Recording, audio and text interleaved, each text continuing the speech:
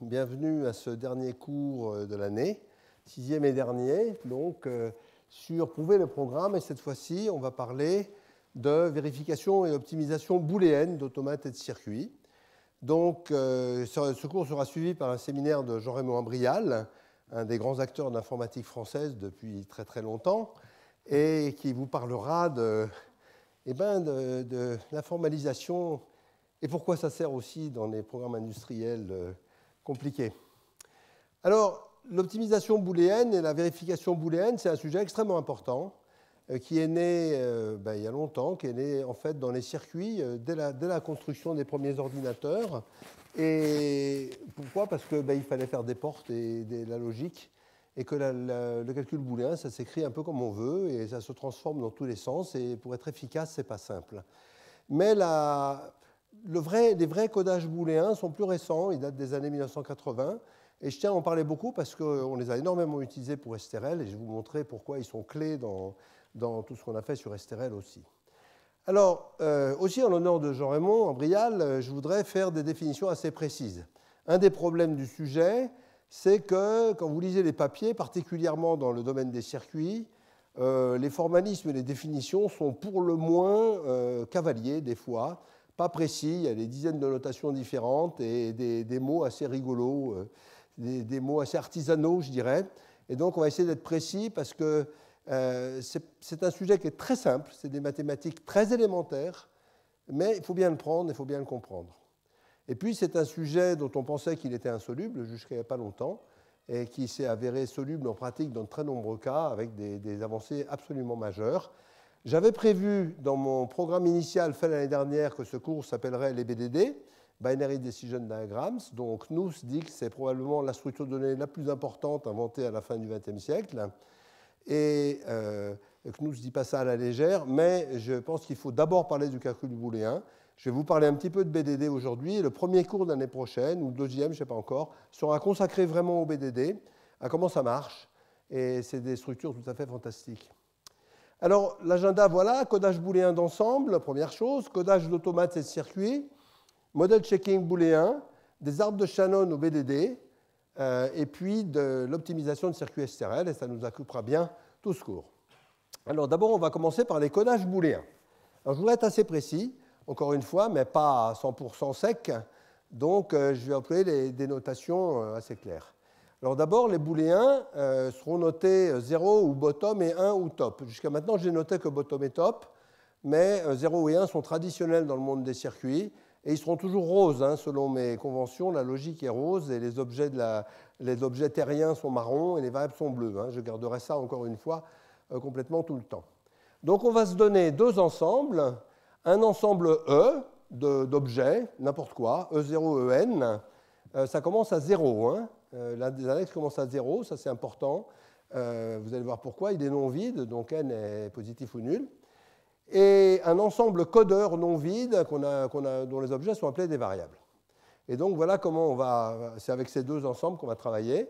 L'ensemble des choses à coder et l'ensemble des choses pour coder.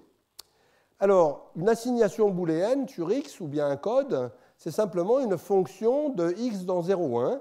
Ça veut dire que ça associe soit 0, soit 1 à chaque variable. Donc, c'est une valuation des variables 0, 1. Ça, ce n'est pas compliqué. C'est un code, ça s'écrit C rose. Alors, un code C, ça se note de plein de façons. Ça peut se noter comme un NUPLAY des valeurs ou bien comme un mot sur 0,1 dont la IMLET vaut le code. Et 0 est toujours à gauche. Donc, par exemple, si j'associe 1 à x0, 0 à x1, etc., le code peut se noter 1,0011 ou bien 1,0011. Ça dépend de l'utilisation. Ça, c'est la notation la plus compacte et qu'on va utiliser assez souvent. Bien, il faut toujours se rappeler que le 0 est à gauche. Le sens de notation, c'est important. Alors, un codage, c'est défini par une fonction partielle surjective des codes sur x dans E. Alors, partielle surjective, c'est des choses qu'on apprend à l'école normalement, mais je les rappelle, ça veut dire que là, ça veut dire chaque E doit être codé, chaque élément doit être codé, il peut être codé par plusieurs codes, et il peut y avoir des codes inutilisés. Donc, il y a des codages redondants dans lesquels il y a plusieurs codes pour un point, et d'autres injectifs dans lesquels il n'y a qu'un code. Voilà, donc c'est quelque chose, je prends des codes et je leur associe des points de telle manière à ce que tous les points soient codés. Alors, exemple, numéro 1, alors le plus bête, le codage binaire classique. Donc, j'écris mes nombres en binaire, et là, c'est simple, le nombre 0 code 0, le nombre 1 code 1, etc. Ça, c'est pas compliqué. La taille de K qu'il faut pour ça, c'est le bin size de n, c'est le nombre de bits qu'il faut pour écrire R en binaire, qui est de l'ordre de log 2, mais pas tout à fait, et c'est bin size moins 1. Hein. Il faut 3 bits pour écrire 7 et 3 bits pour coder. Parce que K, ça veut dire 0, 1, 2, donc il y a 3 bits. OK. Codage de ADIC, on a vu les deux ADIC assez longuement en 2013. Pour les circuits, c'est vraiment l'outil de base pour les circuits. C'est la même chose, mais écrit dans l'autre sens, c'est-à-dire on met les poids faibles d'abord. Hein, ce qui est beaucoup plus logique quand on a des nombres de longueur variable d'ailleurs. Et donc, c'est juste que vous lisez les nombres dans l'autre sens. Donc ça, c'est 0, ça, c'est 1, 2, hein, le 1 est à droite, etc. Ça, c'est le codage de ADIC. Et aussi un codage qui va nous servir beaucoup, le codage one-hot. One-hot, c'est typique du vocabulaire hardware, ça veut dire qu'il n'y en a qu'un chaud. Pourquoi chaud? Parce que quand vous mettez du courant dans un fil, il chauffe, donc il n'y a qu'un seul fil chaud.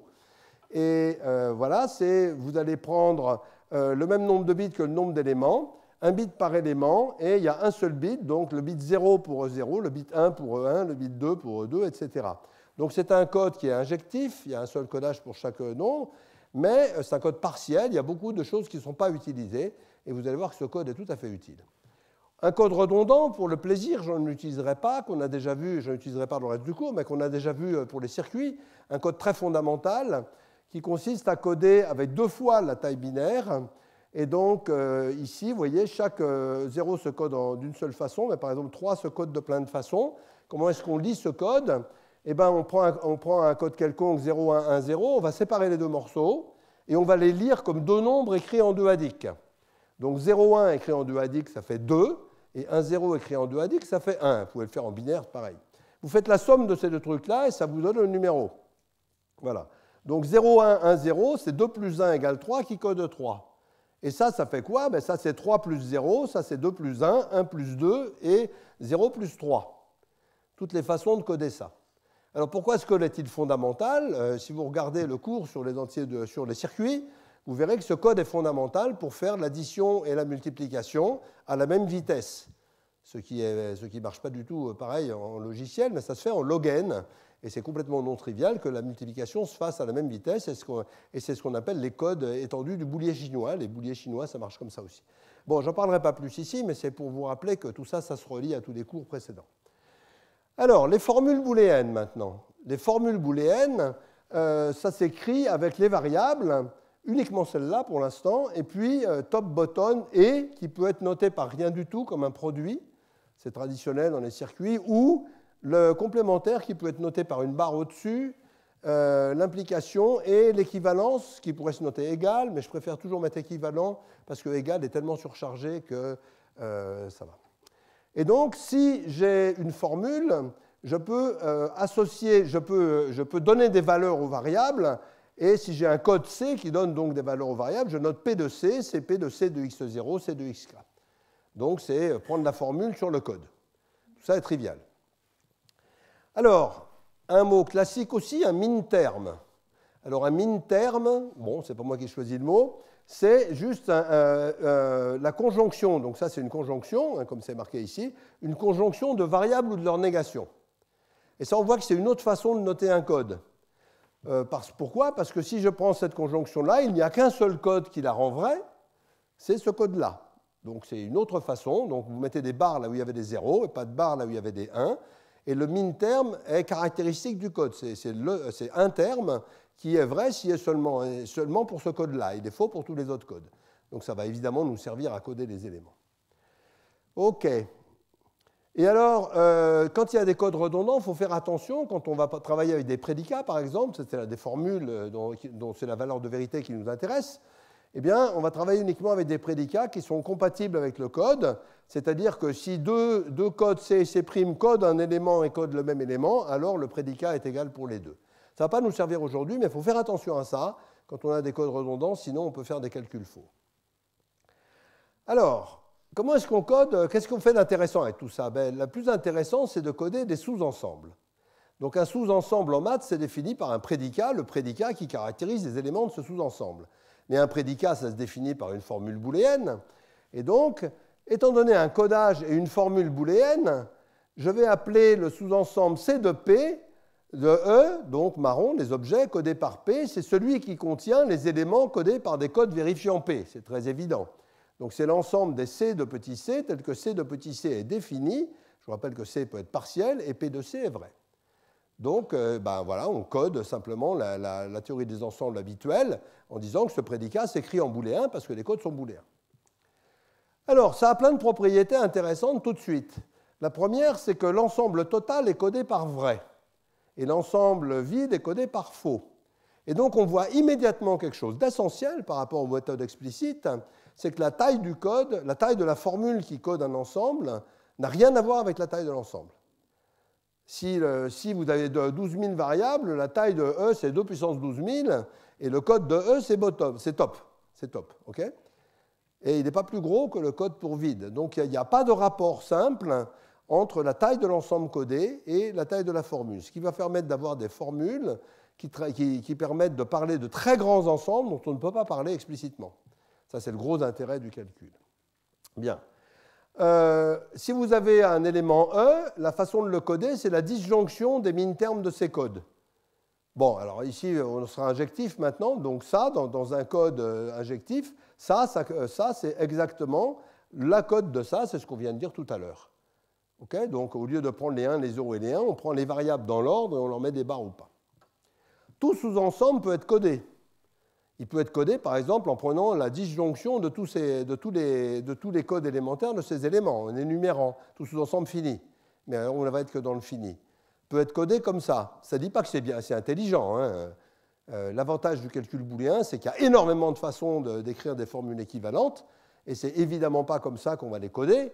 On va les coder avec des prédicats malins qui vont venir des programmes du calcul, etc. Mais au moins, on est sûr que tout sous-ensemble peut être codé. L'intersection est codée par le et l'union par le ou. Ça, c'est Boole qui avait déjà compris ça. Le complémentaire est codé par non-P. Il faut bien vérifier tout ça, que le code soit compatible si c'est des codes redondants. Hein. Voilà, donc on a les opérateurs ensemblistes sont directement les opérateurs booléens et on sait tout coder. Maintenant, le coder efficacement, c'est un autre problème. Hein. C'est vraiment un autre problème qui dépend de beaucoup de choses après. Alors, ce qu'il faut coder après, c'est les relations et les fonctions. Une relation, toute relation peut se représenter par une formule booléenne, cette fois-ci sur deux jeux de variables, tels que R de C et de C', c'est-à-dire si je mets deux codes là-dedans, est vrai si et seulement si C est le code d'un élément E, C' est le code d'un élément E', et R de E, E'. D'accord ? Il faut que la relation soit aussi compatible avec le codage s'il est redondant. Bon, ça c'est très simple. Hein. Il suffit de construire un énorme OU de conjonction E et E' pour tous les E' vérifiant E'. Où E et E', c'est les min-termes, enfin c'est les unions de min-termes des codes. Donc vous prenez ce qu'il y avait avant, vous énumérez la relation. C'est évidemment pas comme ça qu'il faut faire, c'est juste un truc qui prouve qu'on peut le faire. Toute fonction peut se représenter par un vecteur de formule. Une fonction qui va prendre k éléments et rendre k éléments, eh bien, ça peut se représenter comme un vecteur de fonctions qui prennent k éléments et rendent un élément, qui peuvent elles-mêmes se représenter par des formules, vu que ce sont des relations fonctionnelles. Donc, vous pouvez coder, ça c'est bien connu, en booléen, vous pouvez coder n'importe quelle fonction booléenne avec des et, des ou et des non. Comment le faire ? Vous avez des bouquins épais comme ça pour le faire, hein, mais ça c'est un autre problème. Bien. Donc, on sait coder des relations, on sait coder des fonctions. Avec ça, on va déjà savoir coder les automates. C'est le premier truc qu'on va s'amuser à coder parce que vous allez voir quelque chose de très surprenant dont j'ai déjà parlé mais que tout le monde n'a pas encore réalisé. Voici un automate déterministe qu'on a déjà longuement étudié en 2009. Donc c'est un automate tout simple déterministe qui va reconnaître un langage AB plus B étoile BA. Ça n'a pas d'importance et on va le coder. Donc on va coder les états. Ici, je les code en deux-adiques, donc 0, 1, 2 et 3, vous pouvez les coder en binaire, c'est pareil. Et voilà, donc l'état initial, c'est x0 bar, x1 bar, le min-terme, puisque c'est 0, 0. L'état final, c'est x0, x1. Et la relation de transition, on va prendre d'abord la relation de transition pour A. Qu'est-ce qui se passe si je fais un A ? Si je fais un A, je passe de 0 à 1, D'accord? Donc la relation, ça dit ici 0 et ici 1. OK? Donc ça traduit le passage de 0 à 1 par A.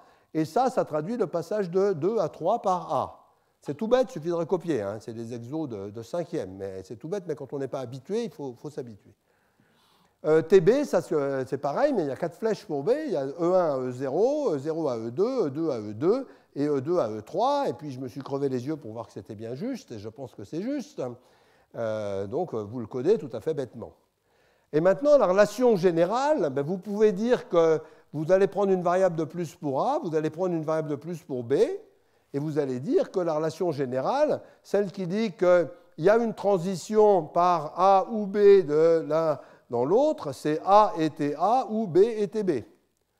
Puis il y a peut-être un truc en plus, j'ai parlé déjà des environnements, je ne vais pas les détailler, mais peut-être il faudrait dire que A et B n'arrivent pas en même temps. Ce n'est pas forcé, ça dépend des automates qu'on a. En SQL, ce n'est pas un problème que ça arrive en même temps, mais dans les automates classiques, on prend les lettres une par une. OK, donc ça, c'est tout à fait simple. Maintenant, on peut aussi coder différemment la fonction de transition de l'automate. Les relations, ça double le nombre de variables, donc ça va poser des problèmes de les calculs. Dès qu'on a des fonctions, on est plus à l'aise. Donc la fonction, c'est quoi? Ben, d'abord, pour que ce soit fonctionnel, il faut compléter l'automate, parce qu'il manque des flèches. Il n'y avait pas de flèche A partant de E1. Donc j'en rajoute une avec un état bidon qui boucle sur lui-même. Comme ça, tout est défini. L'automate est complet. Alors là, il faut 3 bits, vu qu'il y a 5 états. Et ce que je vais dire, la fonction, c'est qu'elle va calculer les nouveaux bits de code en fonction de l'état où on était.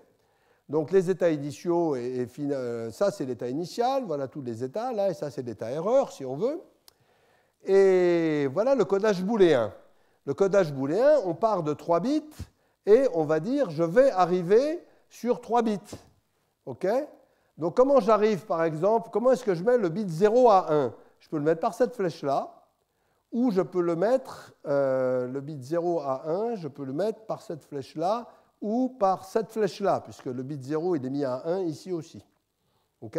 Donc c'est E0 et A, ou E2 et A, ou E0 et E2, c'est là. Et puis je fais ça pour les 3 bits, et donc vous regardez le bit du milieu, quand est-ce qu'il passe à 1? Il passe à 1 dans cette transition-là, et il passe à 1 dans cette transition-là, et il passe à 1 dans cette transition-là. Et le bit qui est là, le dernier bit là, c'est le bit d'erreur si on veut, il va passer à 1 dans cette transition-là, dans celle-là et dans ces deux-là. Là, il y en a 2 en fait. Donc vous avez ici un triplet d'expressions booléennes qui vous codent vraiment la transition de l'automate. Bon, très bien. Alors on peut faire autre chose avec un automate, on peut en faire un circuit. Donc par exemple, on peut le mettre en hardware en disant ça c'est un point mémoire, c'est un registre, et à chaque cycle il va reconnaître une lettre, l'automate. C'est un registre et les transitions sont dessinées par des portes. Par exemple, la transition qui dit on va de E0 à B à E2 par B, c'est celle-là. Quand ce registre a un 1 dedans et qu'il y a B qui arrive à l'extérieur, on passe cette porte E, cette porte OU, et on va remplir ce registre. OK, donc ça c'est très simple. Alors ça se code comment? Ben, la relation de transition de ce circuit va se coder comme ça. Quand est-ce que x'0, quand est-ce que x0 va passer à 1? C'est quand celui-là vaut 1. Et c'est donc, quand est-ce qu'on arrive là? C'est qu'on part de 1 par B ou qu'on part de là par B. Donc c'est E1 ou E3 et B et x'0. C'est-à-dire, qu'est-ce que j'ai raconté là? Ah oui, c'est une relation de transition, oui. C'est une relation de transition. C'est juste faux. Ah non, c'est ça, c'est ça. On était dans E1 ou dans E3 et on a B et on fabrique x'0. Pardon, c'est tout à fait juste. Et la même chose pour les autres. Donc là, je code les flèches encore d'une autre façon. Bon, c'est parfait. Je peux encore les coder d'une autre façon, comme la fonction de transition qui va me dire quand est-ce que les bits, ici, quand est-ce que ce bit passe à 1. Eh bien, il passe à 1, ce bit-là, par exemple, il passe à 1 quand on arrive dans cet état-là, ou quand on était initial, by the way. Quand on arrive dans cet état-là, donc c'est E1 ou E3 et B. Hein, E1 et B, ça ramène à cet état-là, ça tourne ce bit-là, et E3, ça tourne ce bit-là. Et là, je n'ai pas pris un codage binaire, mais un codage one-hot. Comme ça, chaque état est associé à chaque bit, ce qui est exactement ce que j'ai fait dans l'automate. Donc vous voyez, on a une très grande variété de codages d'automates. Et avec ça, on va pouvoir calculer des tas de choses, évidemment. Ce qui est plus intéressant, c'est de prendre un automate non déterministe. Pourquoi? Eh bien, parce que ça, c'est l'automate qui reconnaît le même langage, mais il est non déterministe parce qu'il y a deux flèches B qui partent de 0. Alors, bon, ça marche exactement pareil. On peut calculer les fonctions de transition par A et par B. On peut calculer la fonction de transition globale, qui est vraiment très simple. Bon, ça n'apporte pas grand-chose pour l'instant, parce que je ne vais rien en faire. Et puis voilà, mais il n'y a plus de fonction de transition cette fois-ci, quand c'est fait comme ça, parce que de E0 par B, eh bien, on a deux résultats et pas un. Donc, ce n'est plus une fonction, c'est une relation non fonctionnelle. C'est pour ça qu'on l'appelle non déterministe. Ah, pourquoi est-ce qu'on l'appelle non déterministe? On l'appelle non déterministe, c'est un très vieux mot qui date des années 50, je pense, ou même avant, parce que le modèle de calcul, dans toute la théorie des automates, c'est un mathématicien avec un crayon. Toute la théorie des automates est construite autour de ce modèle de calcul. Et ça va poser un énorme problème. Parce que si vous mettez cet automate en circuit, qu'est-ce qui se passe? Vous pouvez calculer sa relation de transition, comme on a fait tout à l'heure. Hein? Quand est-ce qu'il y a une transition d'un état X à un état X' par A et B? Vous pouvez la calculer, puis ça devient complètement routine, hein, donc je ne vous le fais pas. C'est ça, la relation de transition. Mais il y a un truc bizarre, c'est que le circuit, lui, il est complètement déterministe. Tous les circuits sont déterministes quand ils sont acycliques, quand il n'y a pas de boucle combinatoire. Tous les circuits sont déterministes, donc ce circuit est déterministe. Et si on le regarde comme circuit, il a une fonction de transition. Bon, là, il n'est pas fonctionnel, je l'ai dit, parce que de E0, on peut aller soit en E0, soit E2 avec les mêmes entrées. Bon.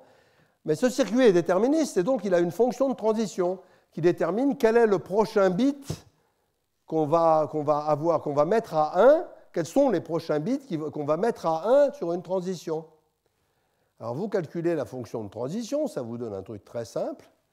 Mais ce que vous voyez, c'est que quand vous êtes dans l'état ici, quand vous avez ce point qui est chaud, qui est à 1, et que vous mettez un B, eh bien vous avez deux choses qui se passent en même temps. Ce B va remettre ce point à 1, et ce B va mettre ce point à 2.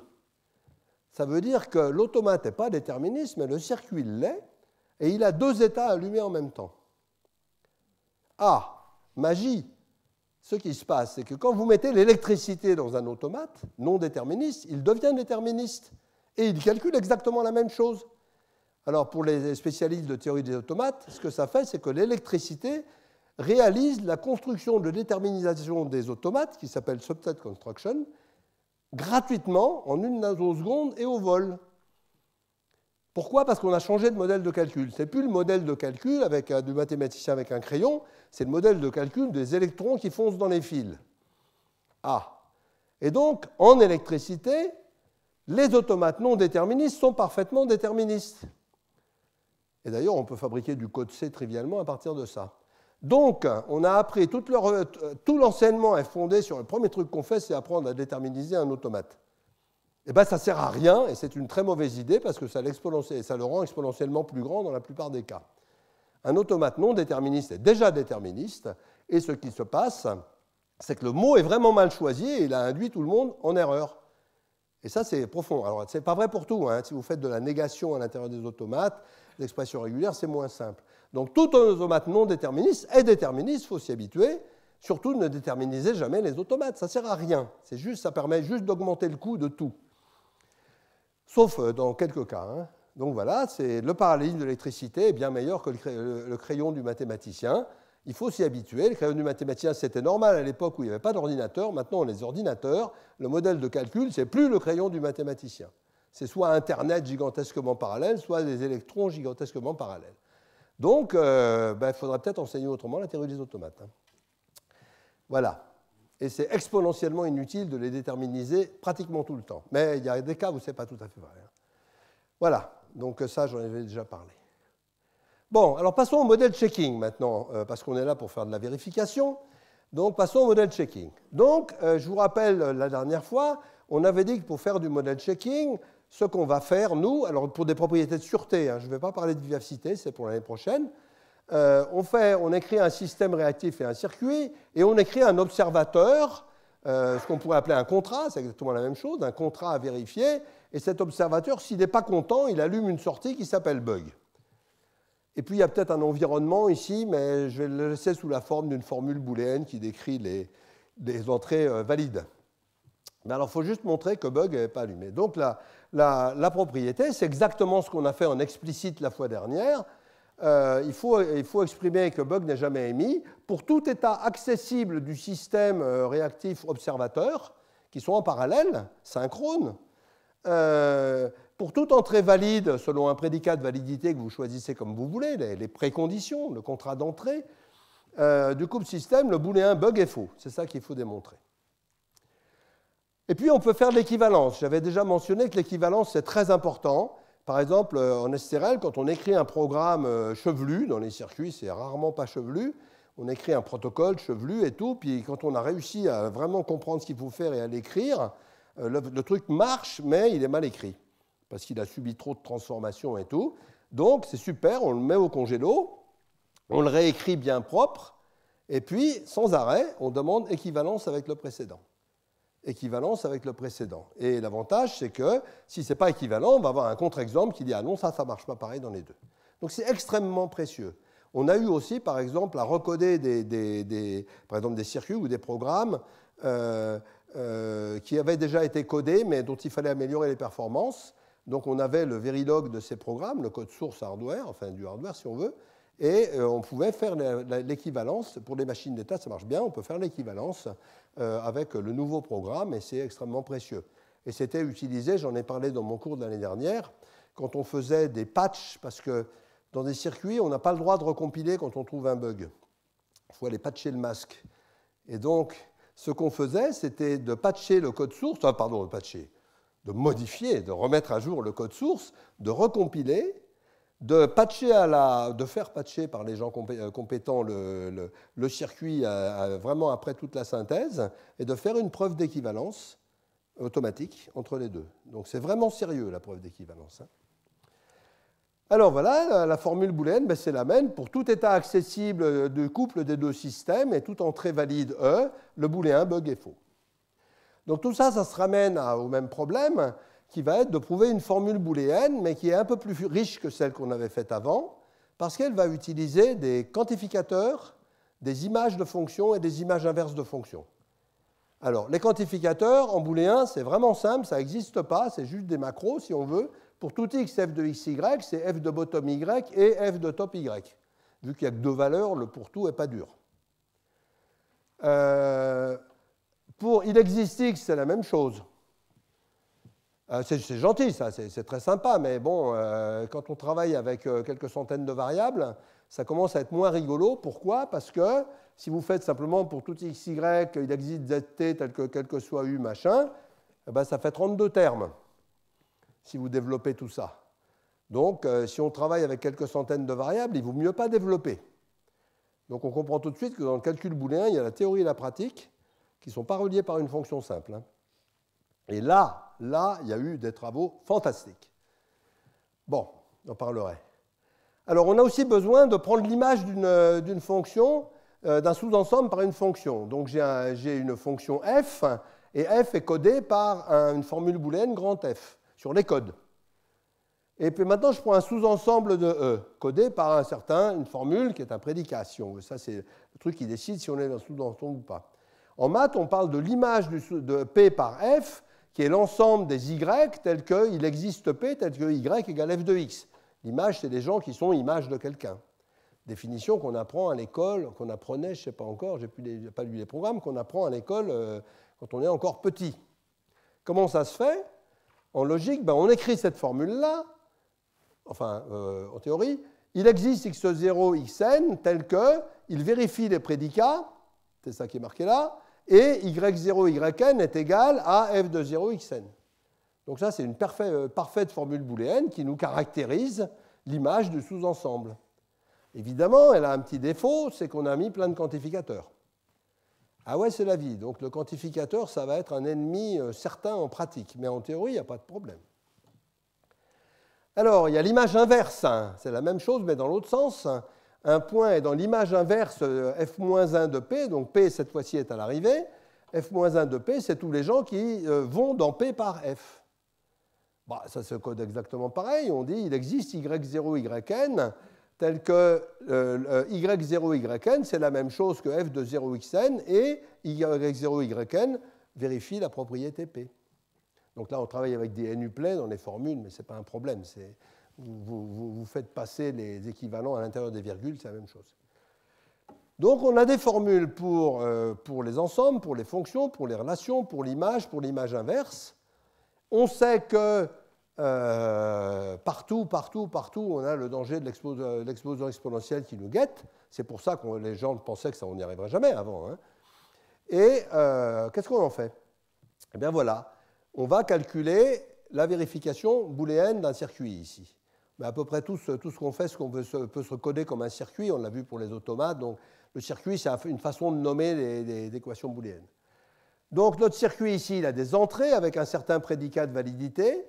Il a bug qui sort, là, c'est celui qui nous intéresse. Et puis il a une fonction qui dit, quand je suis dans un état, quand j'ai une certaine entrée, le prochain état sera celui-là.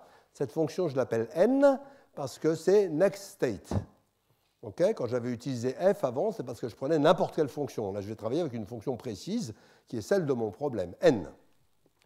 Alors, il y a un prédicat de validité des entrées que je suppose donner par n'importe quel moyen. En général, c'est un compilateur qui va fabriquer ce truc-là, à partir des contrats ou n'importe quoi.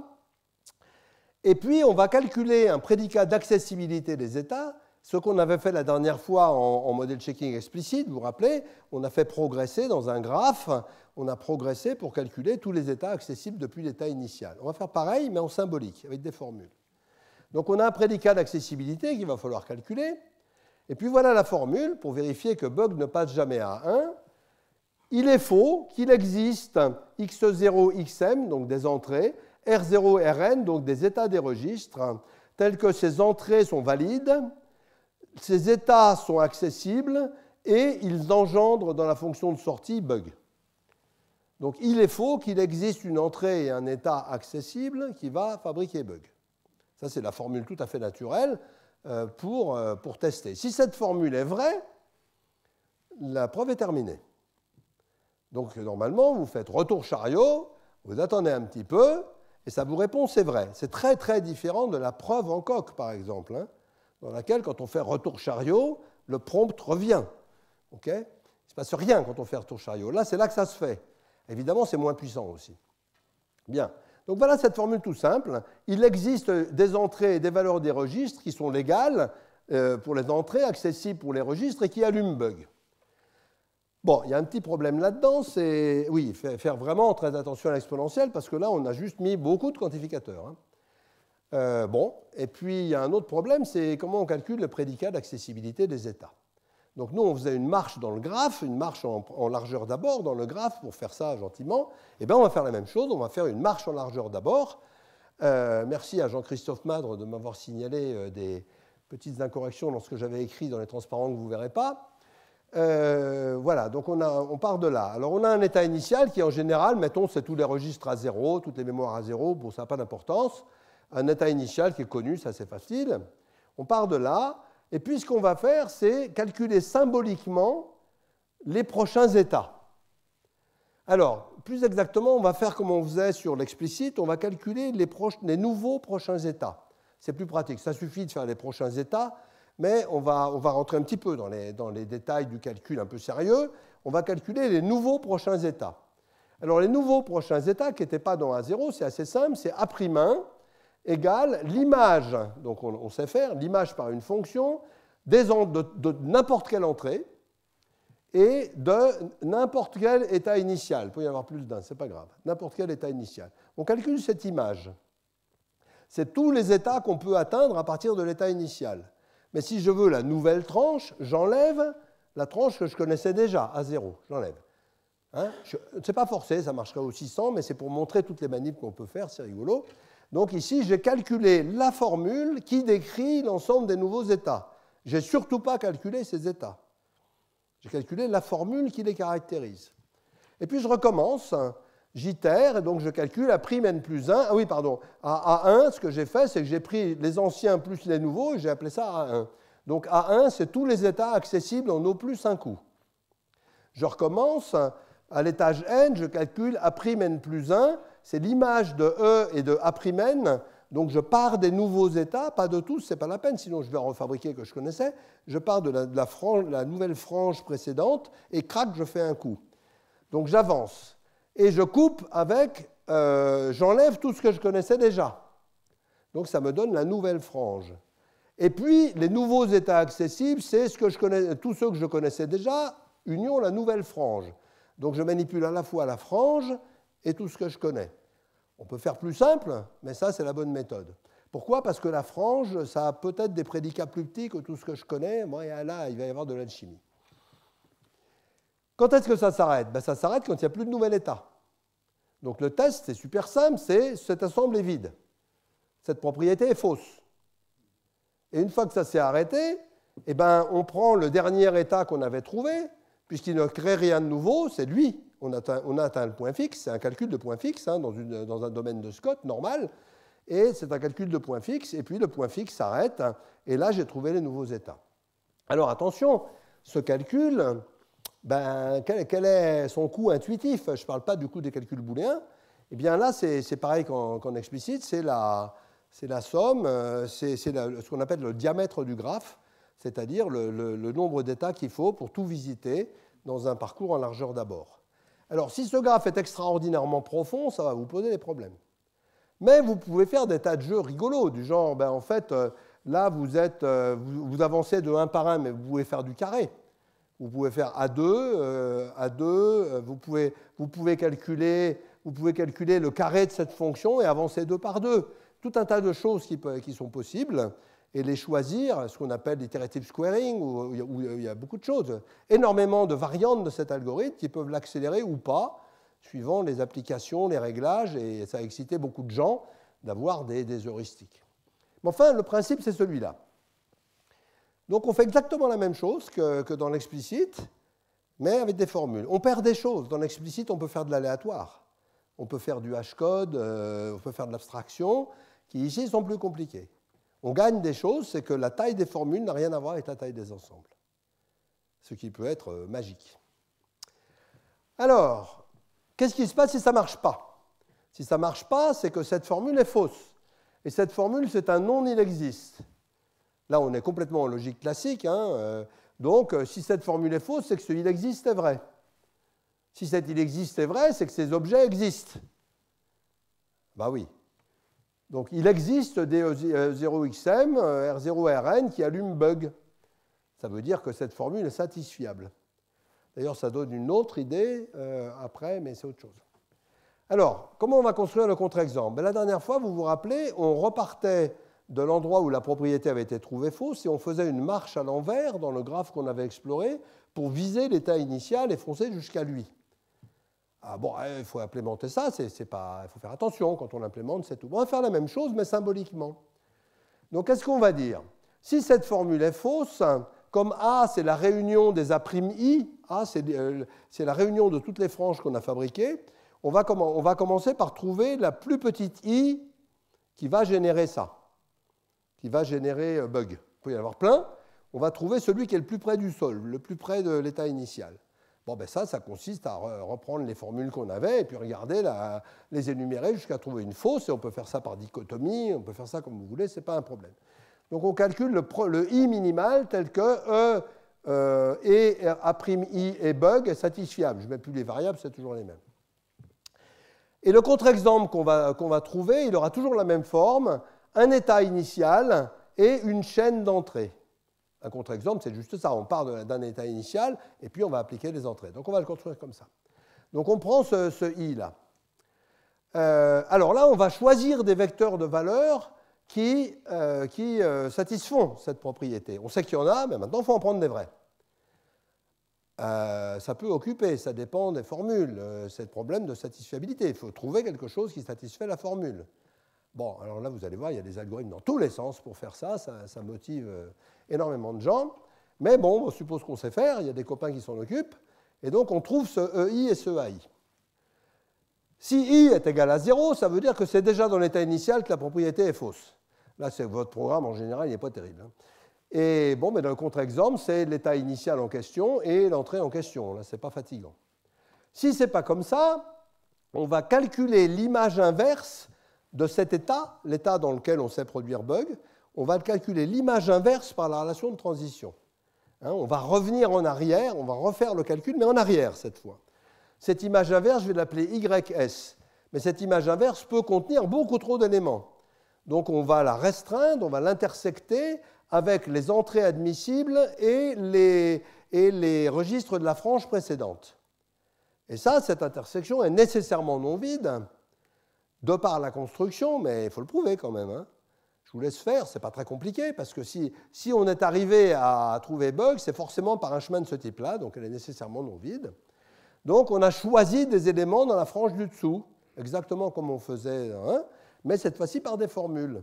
Alors on a pris des formules, et ce coup-là, on a choisi un élément vrai pour donner le contre-exemple. Et puis on continue comme ça, récursivement. Donc récursivement, de l'étape I, ça va me fabriquer un contre-exemple de longueur I, ici. De l'étape I-1, par exemple, ça va me fabriquer un contre-exemple de longueur I. Et puis on rajoute le EI qui était là, tac, on le met à la fin.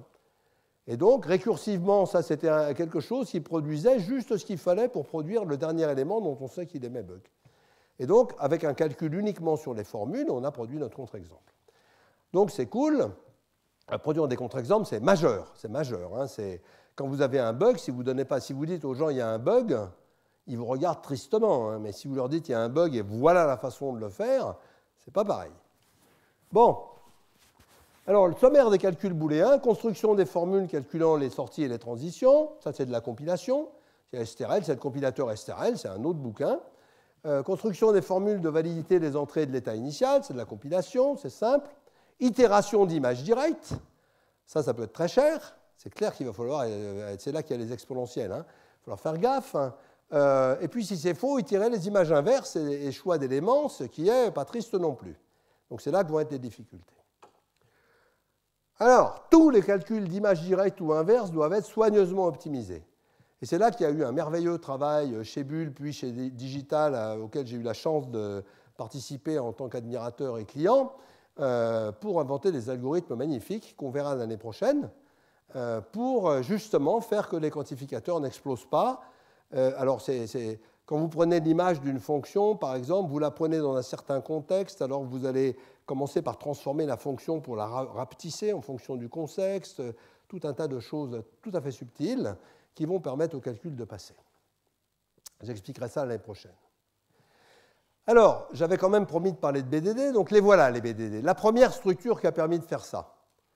Donc, ça remonte à Shannon, et puis ça a fait beaucoup de chemin depuis. Donc, jusqu'à la fin des années 80, on pensait que ce genre de calcul n'était pas abordable.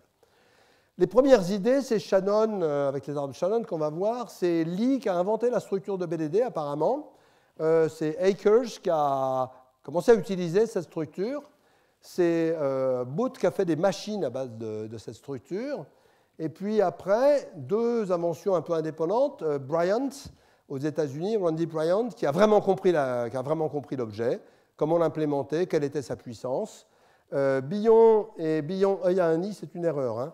Billon et Madre à Bull, qui ont fait une boîte à outils de vérification de circuits qui s'appelait Priam, qui a été suivi ensuite pour Siam, pour les automates. Et ensuite, beaucoup de travaux de Couder et Madre et aussi Berthet dans les années 90 qui ont vraiment rendu tout ça possible. Et puis, il y a des systèmes, donc Tiger, celui qu'on utilise pour SRL, que je vais remettre en service d'ailleurs, parce que pour l'instant, c'est un peu compliqué de retrouver SRL. Donc Madre, Couder, Toiti, et Toiti a fait d'autres choses aussi sur 6. Et le standard maintenant, c'est CUDD, c'est de l'université de Boulder, de Fabio Somenzi, qui est vraiment public domain, truc de BDD qui marche bien.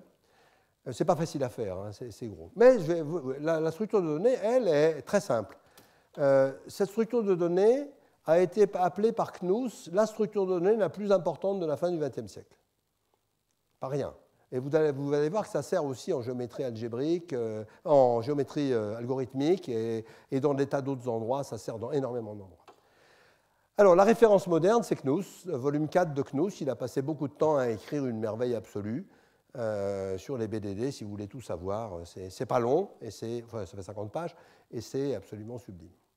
Alors, voilà un arbre de Shannon. Arbre de Shannon, c'est tout bête. C'est un grand arbre de if then else. je vais prendre une formule, par exemple, x0 est égal à x1 et x2 est égal à x3. Et je vais fabriquer, enfin Shannon va fabriquer une forme normale de cette formule. Forme normale, ça veut dire que toutes les formules qui veulent dire la même chose sont la même forme normale. Donc toute formule équivalente à ça va avoir le même dessin. Et cette forme normale est tout simple. Je choisis l'ordre des variables. Là, je mets que les numéros des variables, comme fait Knous, parce que ça prend moins de place, ça se voit mieux. Donc ça, c'est x0. Et là, je dis, si x0 est vrai, alors, donc j'en ai fini avec x0. Alors là, je dis x0 est faux. Deuxième couche, si x1 est vrai, alors, si x2 est vrai, alors, si x3 est vrai, alors c'est vrai. D'ailleurs, c'est vrai quand on a la même couleur dans les deux premiers trucs et la même couleur dans les deux derniers. Donc ça, c'est 0 vrai, 1 vrai, 2 faux, 3 faux. C'est vrai. Okay, si vous prenez un autre chemin, comme 0 faux, 1 vrai, 2 faux, 3 vrais, eh ben c'est faux. Et puis en bas, vous avez donc la table de vérité. Ça, c'est la table de vérité de la fonction, dans l'ordre en fait des min-termes qui sont marqués là. Ça, c'est le min-terme où ils sont tous barrés. Ça, c'est le min-terme où ils sont tous pas barrés. Et vous avez la table en bas. Alors, c'est une très belle structure. Elle a juste un petit défaut, c'est qu'elle est exponentielle. Donc, 200 variables, ça ne va pas bien se passer. Alors, l'idée des BDD est absolument simple, et elle se voit bien sur cet exemple, qui est peut-être un peu trop symétrique, mais ce n'est pas grave. Premièrement, il y a des nœuds redondants. Tous les nœuds 3 qui sont marqués là, qui sont entourés de vert, ils sont redondants parce que c'est si 3 est vrai, alors bottom, sinon bottom. Donc ça, c'est vraiment pas la peine, donc on va les enlever et les remplacer par bottom. OK ? Ben, c'est pareil pour les deux, là. Si 2, hein, d'accord, ça commence à maigrir. C'est sympathique. Ensuite, il y a des arbres qui sont pareils. On voit qu'ici, on a 3 top-bottom, 3 top-bottom. Ici, on a 3 bottom-top. Ici, on a 3 bottom-top. Donc, on va les colorier, là, pour bien les voir. Et puis, on va dire, s'il y en a 2 pareils, ce n'est pas la peine de les séparer, il n'y a qu'à les partager. Donc, par exemple, le fil qui va de 2 vers 3 ici, je vais le rediriger pour aller vers le 3 qui est là. Ouais, ce n'est pas celui que j'ai montré, désolé, c'est celui-là. Là. Celui-là, je vais le rediriger pour aller là-bas. Alors, je pourrais rediriger celui-là pour aller là, mais j'ai préféré garder la symétrie et rediriger celui-là pour aller là. Donc, on a la même structure, mais elle a maigri. Elle a beaucoup maigri. Alors, on peut faire un peu de rangement. Et, ah non, on n'a pas fini, pardon, parce que si vous regardez là maintenant, vous vous apercevez que les deux, ils sont pareils. Ce 2-là, quand c'est faux, il va sur ce 3, et quand c'est vrai, il va sur ce 3. Celui-là, il fait la même chose. Donc, on peut les partager. On peut les partager, et hop, on obtient cette structure-là. Et cette structure-là, on peut la ranger, et la voilà. Et donc, ça a quand même plus de gueule. Alors, et surtout, c'est plus exponentiel. Ah, alors qu'est-ce qui se passe là? Ben, ça ne marche pas toujours. La plupart des fonctions sont exponentielles. Énormément de celles dont on sert ne le sont pas. Ça, c'est une bonne nouvelle. Il y a des bonnes raisons à ça. Alors, c'est une forme canonique aussi. C'est-à-dire que toutes les formules équivalentes à celle-là, quand vous calculez leur BDD, ça va donner ça. Donc ça, c'est essentiel. L'égalité se fait en temps 1. Pourquoi? Parce que ça va être implémenté super astucieusement avec des pointeurs dans la mémoire. Tout ça, c'est des pointeurs. Donc peut-être que là, ça veut dire que ces deux-là, ces deux formules qui sont égales parce qu'elles pointent sur le même sous-arbre. Et puis évidemment, tous ces sous-arbres vont être partagés en mémoire. Il va y avoir un pointeur pour ça, mais qui est peut-être utilisé par des tas d'autres gens, parce que la mémoire va commencer à se remplir de BDD, vous ne pouvez pas imaginer, quand vous faites des calculs. Voilà. Donc le test d'égalité, c'est instantané. Le comptage des solutions, est-ce que la formule est satisfiable? C'est trivial. D'abord, est-ce qu'il y en a? C'est trivial. Il y en a si et seulement si il y a un nœud top. Si la formule est fausse, il n'y a qu'un nœud bottom, elle est équivalente à bottom. S'il y a un nœud top, elle est satisfiable. Et comment vous faites pour compter les solutions? Eh bien, vous prenez tous les min-termes qui arrivent à top. Donc vrai, vrai, vrai, vrai, ça arrive là. Vrai, vrai, faux, faux, ça arrive là aussi. Alors, les énumérer, ça va être exponentiel en général, donc il ne faut surtout pas le faire. Par contre, les compter, c'est super facile, je vous laisse faire. C'est juste une petite récursion. Par exemple, compter la taille de l'ensemble des solutions, c'est super simple. Toutes les opérations booléennes sont rapides. Alors, évidemment, il y a quelque chose que je ne vous ai pas dit, c'est qu'on ne commence pas par construire l'arbre de Shannon pour ensuite le comprimer. On travaille toujours avec les arbres comprimés. C'est ça qui est malin. Et donc, quand on fait un et de deux trucs comme ça, c'est très simple. S'ils ont la même racine au 0, 0, parce qu'il se peut qu'une variable ne passe pas du tout dans un arbre ou dans un bout de branche. Il se peut que la variable 1 n'existe pas ici, qu'on aille direct là, par exemple, dans une autre formule. Donc, si on a 2 fois 0, ben, on récure dessous, on fait le et dans cette branche-là et le et dans cette branche-là, on distribue le et dans les if and else. Et donc, on garde tout le temps la compacité avec des tests très simples. Et donc, on ne va jamais exploser les BDD. Ils vont toujours rester sous forme canonique. C'est très malin, hein, l'implémentation est très subtile. Le garbage collector est subtil, enfin, tout est subtil dans l'implémentation. Il faut faire ça bien, surtout qu'on va en avoir énormément des BDD, très grande quantité. Bon, il y a des tas d'autres choses dont on parlera l'année prochaine, mais ça permet de faire ces calculs. Il y a quand même une mauvaise nouvelle, une vraie mauvaise nouvelle. Voilà un BDD, Wikipédia est très, très bien pour tout ça, hein. Voilà un BDD pris sur Wikipédia, je ne sais pas faire mieux que ça, d'une formule très simple, x1 et x2, ou x3 et x4, ou x5 et x6, ou x7 et x8. Et voilà ce BDD extrêmement filiforme, et on ne peut pas faire mieux que ça. On ne le voit pas très bien, mais ce n'est pas grave, c'est juste sa forme qui compte. Pourquoi il est bon? Parce que les variables qui travaillent ensemble sont près l'une de l'autre. Ça, c'est un secret dans les BDD. Quand des choses sont vraiment reliées fortement, il faut les garder tout près l'une de l'autre. Et donc, x1 et x2 sont là, x3 et x4, vous voyez, il y a tout à fait une structure régulière. Si vous choisissez un autre ordre, ça se passe moins bien. D'accord? Puis c'est comme ça, c'est une forme canonique, hein, on ne peut pas changer ça. Donc, l'ordre des variables est absolument critique. Ah oui, mais alors, des ordres de variables, il y en a factoriel n, hein, c'est pas terrible comme idée. Donc, est-ce qu'il y a un bon ordre des variables? Y a-t-il un algorithme pour trouver un bon ordre des variables? Réponse, c'est NP complet. Bah, il fallait s'y attendre, hein. Et il y a des heuristiques qui consistent à faire des permutations locales, à étudier les termes pour regarder quelle variable travaille avec quelle autre. C'est très heuristique, hein, c'est assez alchimique, et quand même, ça arrive à faire des choses. Ce n'est pas magique, hein, ça pète quand même. Alors, les BDD, ça explose en taille, c'est-à-dire ils sont très très grands, ça explose en taille avant d'exploser en calcul en général, contrairement à SAT qui va faire un peu l'inverse. L'année prochaine, on verra. Les BDD, ça explose facilement. Voilà.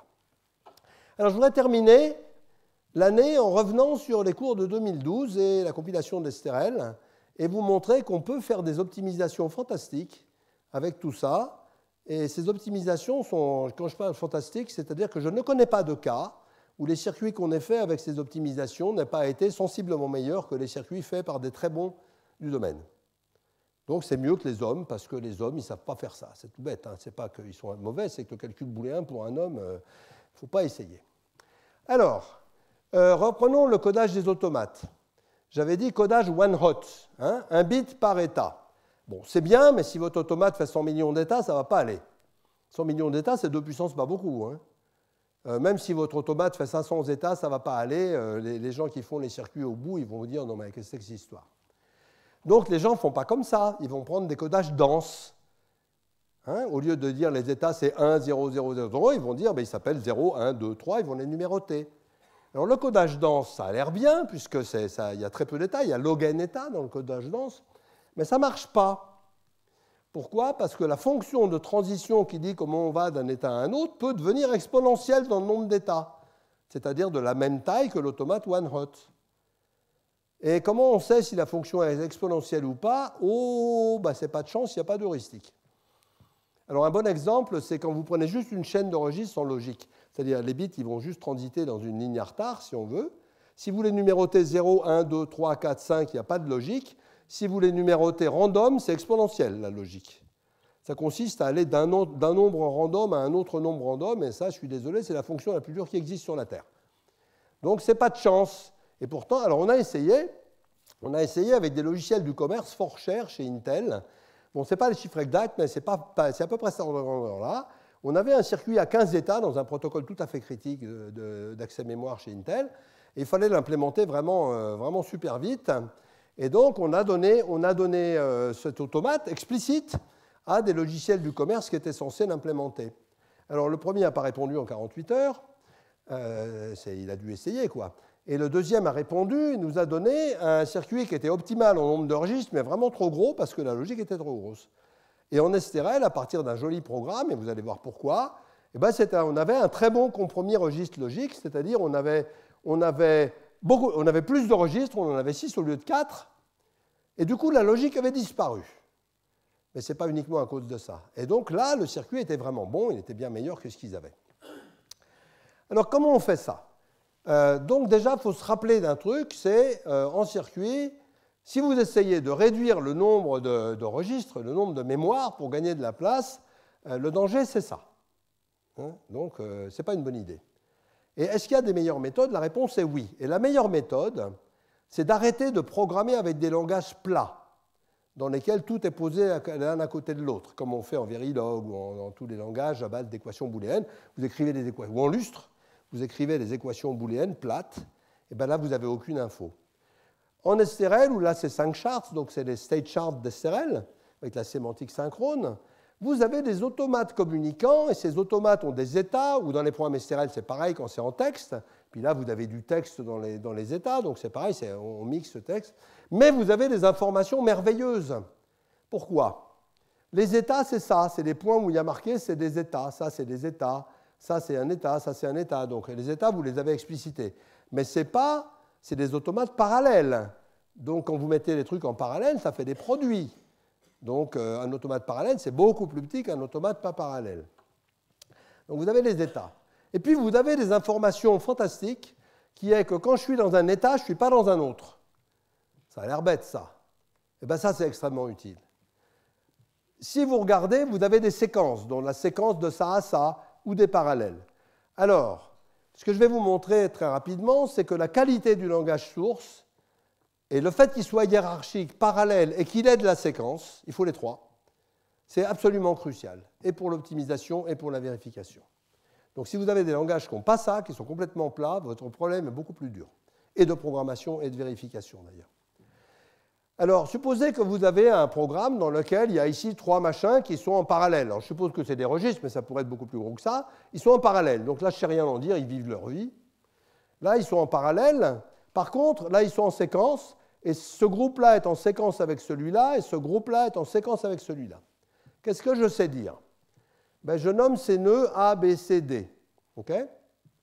Et rien qu'en regardant le code, sans faire aucun calcul, je sais dire la chose suivante. En notant X incompatible avec Y, c'est que je n'ai pas les deux en même temps.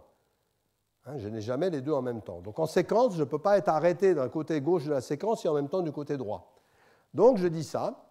Je pose A égale R1 ou R2, B égale R3 ou R4 ou R5, C égale R6 ou R7, D égale A ou B, là, et je dis celui-là est incompatible avec celui-là, A est incompatible avec B, ces deux-là ne peuvent jamais être vrais ensemble, et D est incompatible avec C, ces deux-là ne peuvent jamais être vrais ensemble. Et donc ça, c'est un prédicat dont je sais déjà que c'est une surapproximation des états accessibles. Il y en a peut-être moins que ça, mais tous les états accessibles sont dedans. Et il a réduit considérablement la taille de l'espace des états accessibles. Ce prédicat va nous servir à plein de choses. Il va nous servir à optimiser, par exemple, à optimiser tous les calculs de l'état accessible. Parce que j'ai déjà de l'information dessus et je vais m'en servir pour réduire, pour améliorer considérablement les calculs de l'état accessible. Si je pars d'un truc plat, j'ai rien, je n'ai pas cette info. Ensuite, ils vont nous servir, mettons, à prouver des propriétés. Il se peut que la propriété soit prouvable directement à partir de ça. Auquel cas, il ne faut surtout pas calculer les états accessibles. C'est ce qu'on appelle faire une abstraction, hein, et une abstraction qui est due à la syntaxe du langage. Bien, et de toute façon, c'est un simplifieur majeur que je file à Jean-Christophe Madre et qui est très content, du coup ça réduit bien la taille des calculs. Alors un exemple tout simple, j'ai 3 registres là, qui vont faire tourner un jeton, donc le 1 il va passer de là à là, il n'y en a que toujours qu'un à la fois, le 1 se déplace, il tourne, et donc il y a une propriété évidente que vous voyez à l'œil nu, c'est que R3 est égal à la négation du OU, c'est-à-dire il y a un registre là s'il n'y en a aucun là. Donc R3 est égal à non R1 ou R2. Donc ça, c'est le prédicat que je cherchais. Et donc, je peux remplacer dans le circuit, je peux remplacer ce registre par cette porte. Et un registre, c'est beaucoup plus cher qu'une porte, et en énergie, et en surface, etc. Donc, j'ai gagné. J'ai gagné quelque chose en faisant ça. Mais là, je l'ai fait à la main. Comment on le fait automatiquement? Ah, voilà la question. Je voudrais savoir si R0, mettons celui-là, ou R1, j'aurais dû l'appeler R0, R2, R1, R2, là, c'est un gros bug, ça. R0, est-ce qu'un registre donné est une fonction des autres? Alors, si je pose la question bêtement, on se dit, oh là là, existe-t-il une fonction? Les fonctions, il y en a 2 puissance n, ça ne va pas aller, ça ne va pas le faire, comme disent les jeunes. Mais c'est trivial. Le calcul pour savoir si un registre peut être remplacé par une fonction est trivial. C'est juste calculer sur la fonction d'accessibilité, ou bien le prédicat que j'avais avant, la surapproximation, ça suffit. Est-ce que A de bottom R1, R1, Rn, oui, là ça part de 1, c'est R0 que je cherche. Est-ce qu'en remplaçant R0 par bottom et faire la conjonction avec remplacer le 0 par top, est-ce que ça c'est faux? Si c'est faux, alors je peux remplacer le registre par de la logique. Pourquoi? C'est très simple. Parce que dire qu'on ne peut pas avoir en même temps, quand on a R1, Rn, on ne peut pas avoir en même temps top et bottom pour R0, c'est juste dire que R0 est une fonction déterminée par R1, Rn. Il est entièrement déterminé, c'est une fonction. C'est tout bête. Donc cette formule magique, quand on ne la connaît pas, on ne la trouve pas, hein, c'est pas moi qui l'ai trouvée. Cette formule magique dit, c'est bon, ce registre peut être remplacé par de la logique. Par quelle logique? Eh bien exactement par ce prédicat-là, ou par la négation de ce prédicat-là. Donc en plus, vous connaissez la logique, ça vous la donne. Elle n'est peut-être pas encore optimale, mais les systèmes de synthèse vont l'améliorer. Et ces deux prédicats sont équivalents, mais ils ne s'écrivent pas pareil. Et puis alors là, vous allez être malin. Donc je vous fais la démonstration ici. Je ne vous la lis pas, elle est facile à lire. Je calcule ça, je trouve ça. Je calcule avec top, je trouve ça. Je fais l'intersection, c'est bottom, parce que là, c'est les deux fois la négation, et là, j'ai deux fois le positif, donc ça fait forcément bottom. Donc, c'est bon. Donc, je peux remplacer mon registre par cette fonction-là, qui est celle qu'on avait vue, ou bien je peux le remplacer par celle-là, qui est équivalente, et puis celle-là, elle me plaît mieux, donc je le remplace par celle-là. Évidemment, tout ça, c'est automatique. Ça se fait avec un coup de BDD, ce n'est pas un problème. C'est vachement bien de faire retour chariot et d'avoir tout ça qui se passe avec 500 variables. Hein. C'est toujours un grand pied. Bon, mais c'est très bien. Mais alors, il faut être malin. Hein, parce que si vous remplacez un registre par une grosse fonction de 150 variables, ça ne va pas aller. Donc, vous allez essayer pour tous les registres, puis vous allez voir ceux qui dépendent de très peu de variables. Vous dites, ceux-là, c'est bon, on va les remplacer.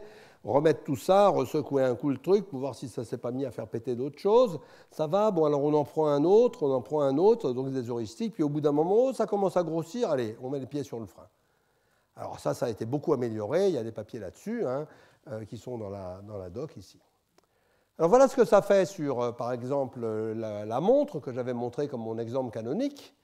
Je démarre, alors ça c'est le système 6 de Berkeley qu'on utilise après pour faire la synthèse. Je démarre, mon code original fait 35 registres, hein, ce qui est beaucoup pour une petite montre. Et puis, il y a les littéraux, c'est en gros la taille de la logique, c'est 990. Bon, c'est pas si simple, mais bon, c'est 990. Et le nombre de niveaux de logique, c'est-à-dire de portes en cascade, c'est 29. Ça, c'est ce qui sort du compilateur STRL. Il ne faut surtout pas implémenter ce truc-là. Hein. Pourquoi? Parce que c'est gras. C'est gras, mais c'est de la bonne graisse. C'est de la graisse qui va partir dès qu'on fait de l'exercice. Donc, on va passer les algorithmes dont j'ai parlé, là, calculer les fonctions, tagada, plus d'autres, et on va faire des compromis différents. Donc, on va lui dire, par exemple, je veux optimiser en vitesse. Optimiser en vitesse, ça consiste à aplatir la logique pour qu'il y ait très peu de portes à traverser. On va dire, il y a 3 niveaux de logique, il n'y a plus que 12 registres.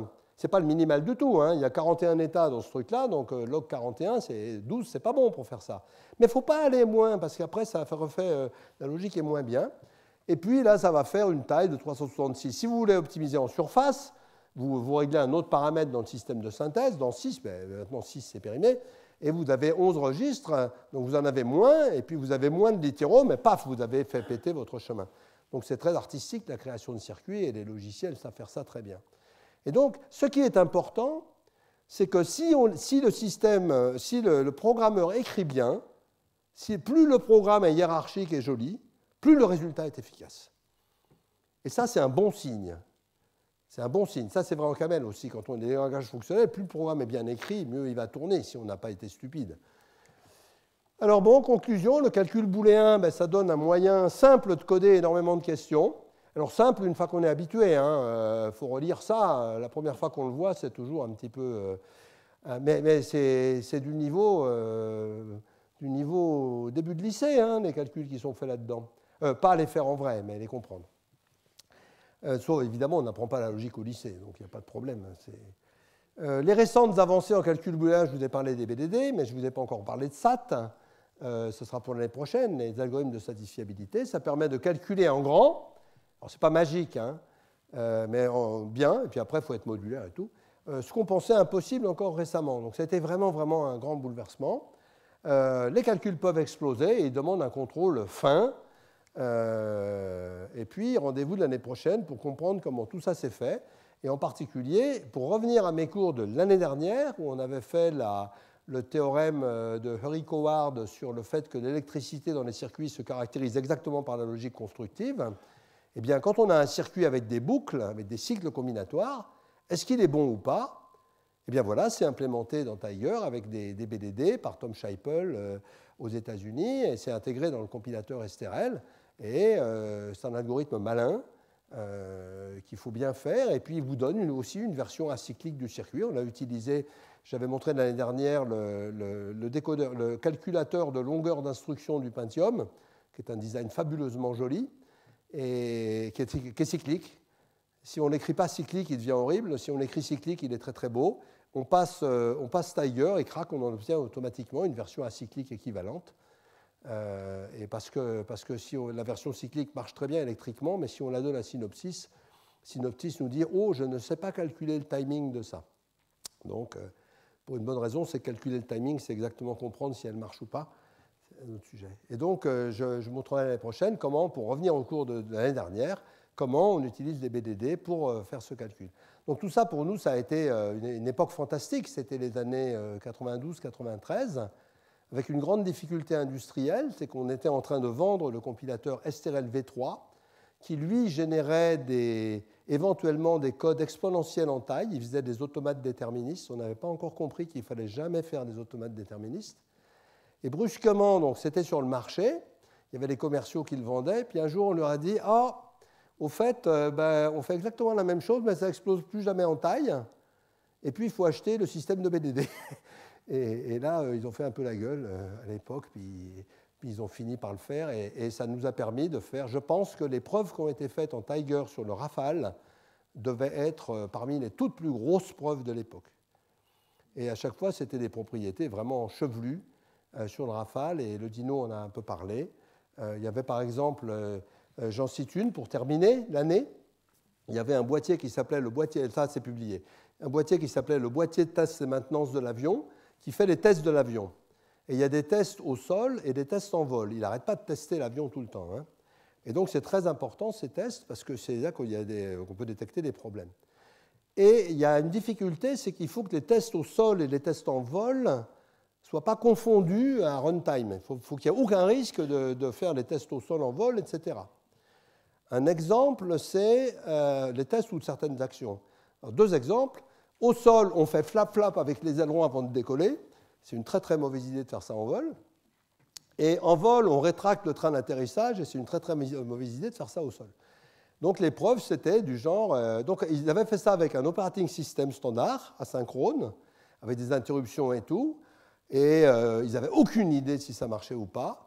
Donc, ils ont enlevé ça, ils ont fait tout le scheduling de la bête avec un programme STRL, BTM, que j'ai encore, et on l'a filé aux copains chez DEC, ça les a quand même secoué un peu leur système, et les preuves ont été faites. Et c'était avec les ordinateurs de 92, c'était quand ça? 92, 93, 92, et c'était tout neuf tout ça. Et donc, on a fait des preuves chez Dassault avec le Dino, qui est fantastique. On a fait des preuves vraies sur de vrais avions, sur des gros programmes. Il y en a eu d'autres. C'était assez rigolo de voir les choses qu'ils nous soumettaient, mais je ne peux pas trop en parler. Voilà. Donc rendez-vous l'année prochaine pour voir comment tout ça est à l'intérieur. C'est beau comme c'est pas possible. Et puis j'ai mis une bibliographie historique. Donc ce n'est pas les papiers les plus récents. C'est les papiers qui ont vraiment conduit ce domaine de l'état de rien à l'état de beaucoup, ce qui est quand même ce qui est le plus intéressant dans la science. Voilà. Et puis la Bible de Knuth, évidemment. Je vous remercie.